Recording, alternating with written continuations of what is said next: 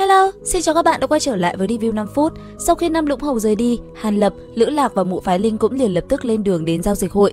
Chẳng bao lâu sau, ba người đã đặt chân đến Điền Thiên Thành. Đây là lần đầu tiên Lữ trưởng lão thấy thành thị lớn thế này, ông lập tức bị choáng ngợp bởi sự hùng vĩ của nó. Đảo mắt quanh một vòng, ông thất kinh hô lên: Hàn sư đệ có phải chưa bao giờ gặp qua thạch thành lớn như vậy đúng không? Nơi đây tuyệt đối có thể xếp vào một trong 5 thành lớn nhất. Nhưng Hàn Lập đã từng thấy Thiên Tinh Thành bên Loạn Tinh Hải, hắn chỉ mỉm cười không nói gì. Đoạn tiếp theo, Lữ Lạc liên tục phàn nàn về việc phải đi bộ khi vào gần thành. Hàn Lập đành phải giải thích cho ông ấy biết rằng đây là cấm chế để dễ quản lý, và cấm chế này đối với tu sĩ Nguyên Anh chúng ta mà nói chỉ là hình thức mà thôi. Để tránh phiền phức, Hàn Lập và Lữ Lạc che giấu tu vi, giả làm tu sĩ trúc cơ kỳ để dễ dàng trà trộn qua cổng thành. Không lâu sau vào trong thành, Lữ Lạc ngựa quen đường cũ, dẫn đường đến một khu riêng biệt. Ông giới thiệu: nơi này có lầu khách quý chuyên chiêu đãi tu sĩ Nguyên Anh kỳ, vậy là họ đến trước một màn ánh sáng trắng. Lữ Lạc giải thích chỉ có tu sĩ Nguyên Anh mới mở được. Nói xong, trưởng lam mang chợt lóe, lão dùng tay rạch một khe hở rồi bước vào. Màn sáng lập tức khép lại. Lấy lượt Hàn Lập, hắn không làm gì rườm rà, chỉ há mồm, một đoàn thanh quang bắn ra, lập tức một cái khe lớn hơn trượng mở ra. Ngay sau đó, hắn thản nhiên ôm Mộ Phái Linh bay vào, làm Lữ Lạc đứng bên trong kinh ngạc không thôi. Khi Lữ Lạc đang đề nghị Hàn Lập chọn hai tòa lầu các liền nhau, thì một lầu bên cạnh đột nhiên mở cấm chế, một người lùn bước ra. Người này vừa thấy Lữ Lạc liền kêu lên: "Ồ, đây không phải là Lữ huynh sao?"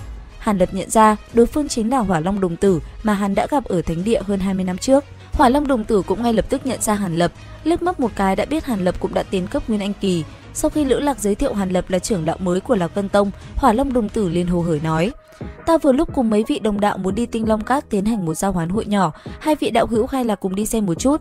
Lữ Lạc mừng rỡ, lập tức quay sang Hàn Lập nói: "Nhanh như vậy lại có giao hoán hội, chúng ta nhất định phải đi." Hàn Lập đồng ý, hắn dặn dò Mộ Phái Linh ở lại lầu các, rồi cùng hai người kia rời đi.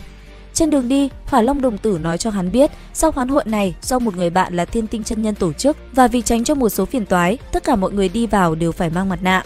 Không lâu sau, ba người đến Tinh Long Các bên ngoài treo biển, bổn lâu được bao, người ngoài dừng bước. Dưới sự dẫn dắt của Hỏa Long, Hàn Lập cùng Lữ Lạc mau chóng tiến vào bên trong. Nơi đây ồn ào y hệt một tiểu lâu bình thường, đầy khách đang ăn uống. Hỏa Long Đồng Tử lẩm bẩm nói: Thiên Tinh lão quỷ này lại còn diễn trò viễn thuật.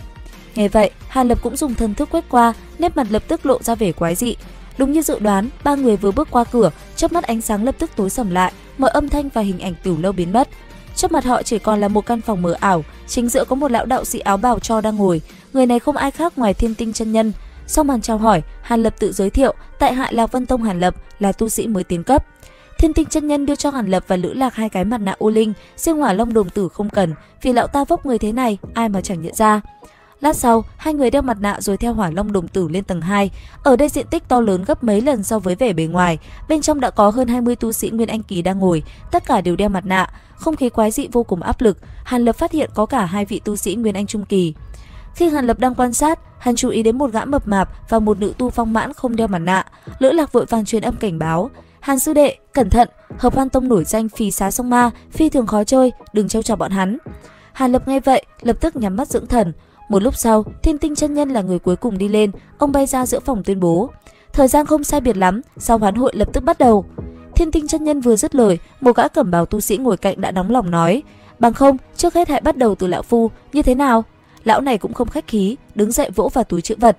Hồng quang chợt lóe, một cái hộp gỗ xanh ngọc không ngừng có ngọn lửa đỏ ẩn lóe xuất hiện.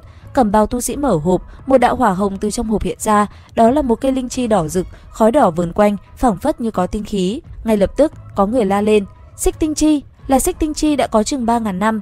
Cả lầu 2 lập tức xôn xao. Cẩm bào tu sĩ cao giọng nói: 10 vạn linh thạch, hoặc là đổi lấy tài liệu luyện đan luyện khí cùng cấp bậc. Một lời này khiến chống ngực Hàn Lập đập mạnh. Hắn có chút động tâm bởi bản thân đang có sẵn hơn 10 vạn linh thạch lút được, đặc biệt là từ lục đạo truyền nhân có cả 3000 linh thạch bậc trung nên rất rủng rỉnh. Lúc này, vài tu sĩ bước lên đưa đồ ra trao đổi, nhưng cẩm bào tu sĩ liền không khách khí cự tuyệt. Hỏa Long Đồng Tử bên cạnh lộ rõ vẻ tiếc hận, vì hắn tu công pháp hỏa thuộc tính, rất cần món này. Đợi đến khi tu sĩ kia chuẩn bị cất xích tinh chi vào lại túi trữ vật, Hàn Lập mới bắt đầu ra tay. Đến đây thì cũng hết tập 169 Phàm Nhân Tu Tiên. Xin chào và hẹn gặp lại các bạn ở những video tiếp theo.